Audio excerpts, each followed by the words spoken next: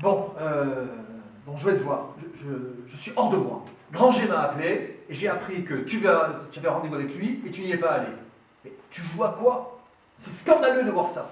Comment tu le prendrais si, toi, tu avais rendez-vous et personne ne venait te voir? Hein, comment tu réagirais? C'est la dernière fois que je comprends ça. Et en plus, c'est pas la première fois que tu poses des lapins à tes clients. En plus, j'ai appris qu'au niveau compta, il y avait aussi des problèmes au niveau des notes de frais. J'en ai marre. Ah oui, oui, oui, c'est vrai. Bon, on est le combien? Oui, écoute, arrête avec tes excuses, je les connais par cœur. Donc, c'est terminé. Hein. Tu n'as plus aucune chance pour la suite. Merci, j'ai du boulot.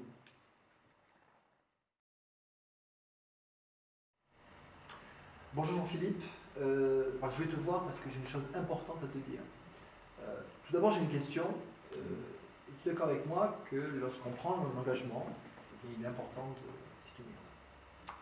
Oui, de manière générale, mais je ne vois pas trop à quoi tu vas faire peut-être allusion dans la suite. Alors tout à fait. Ce matin, j'ai eu un appel de Granger, un de tes clients. Ouais.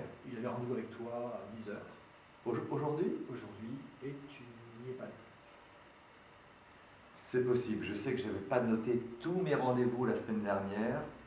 Effectivement, tu me le rappelles, c'est juste j'ai dû zapper le rendez-vous avec Granger. Ouais. Tu imagines les conséquences désastreuses sur l'image de notre entreprise, sur l'engagement qu'on avait pris de le rencontrer.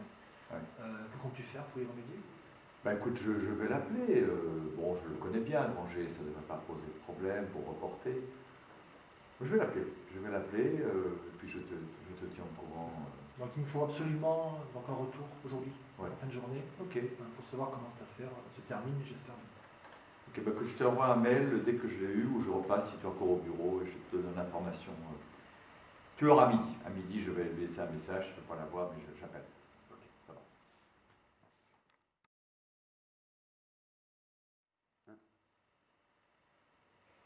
Alors, séance difficile, le recadrage, hein, donc aussi difficile d'ailleurs pour le manager que pour le collaborateur. Alors, tes impressions par rapport à cette situation? Bon, bah, première version, je dirais, je t'ai trouvé très énervé. C'est clair. Bon, oui, c'est juste que l'entretien était quand même un petit peu agressif. Il n'y a aucun échange. Je veux dire, tu m'as congédié à la fin de l'entretien. Je ne dirais pas des menaces, mais j'ai senti quand même planer On est très proche de l'engueulade. des sanctions futures ou une relation qui se détériorait entre toi et moi. Donc, d'accord, donc plutôt échec par rapport au plutôt changement. échec, parce que bon, je n'ai même pas pu intervenir, tu n'étais pas en position de m'écouter. J'ai juste pris effectivement une semonce. Alors, de deuxième reproche. stratégie, comment tu as vécu ça?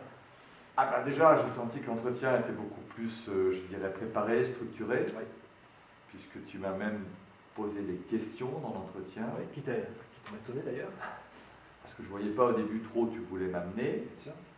Et puis, bon, il n'y a pas eu d'agressivité, il n'y a pas eu de reproches, L'engueulade, effectivement. d'engueulade, si ce n'est que c'était bien recadré par rapport à une notion d'image, par rapport à une notion d'engagement, et que tu as souhaité de toute façon être au courant de contrôle par la suite, ce que j'allais dire, enfin, comment allait se régler le problème. Il n'y a pas eu besoin d'expliquer le pourquoi de l'oubli, je l'ai évoqué, mais enfin, ce n'était pas l'objet de... Ni pourquoi, ni justification. Ni pourquoi, ni explication. Donc ça restait un entretien, ce n'était pas une engueulade, c'était vraiment un entretien. Alors, si on peut résumer les points clés de ce recadrage, donc le premier point, c'est souligner l'importance de l'entretien, parce que ce n'est pas anodin, il faut qu'il y ait un changement qui s'opère. Le deuxième point avec la question, c'est ce qu'on va appeler le oui au principe, c'est-à-dire que des faits tout seuls ne valent rien, il faut toujours les référer par rapport à un cadre, à un principe, une règle. Ensuite, énoncer des faits. Donc, la grande différence, c'est que là, je n'étais pas excité quand j'ai énoncé les faits, très concret aussi d'ailleurs.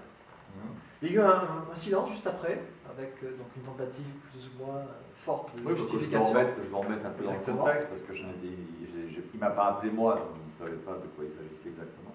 Et de suite, le recentrage sur le fait qu'il fallait remédier par rapport à l'engagement pris, quelles que soient les excuses potentielles qu'il pouvait y avoir. Donc, on peut comprendre qu'il y ait des explications, mais ça ne change pas au fait qu'on a eu un problème vis-à-vis de l'engagement. Donc, après la question clé, c'est bien sûr, qu'est-ce que tu veux mettre en place qu'il y ait un changement. Et dernière étape, le contrôle, de façon à ce que les choses se fassent et que tout rentre dans l'ordre. Oui, il y a une échéance qui a été fixée et tu attends un retour de ma part. Parce que c'est vrai que ça reste une relation entre moi et mon client. Donc, on va la gérer d'abord. Tout à fait. Donc gardez en tête que l'encadrage n'est pas une engueulade, mais bien une étape pour partir dans un changement positif. Et qu'elle se prépare comme tout entretien.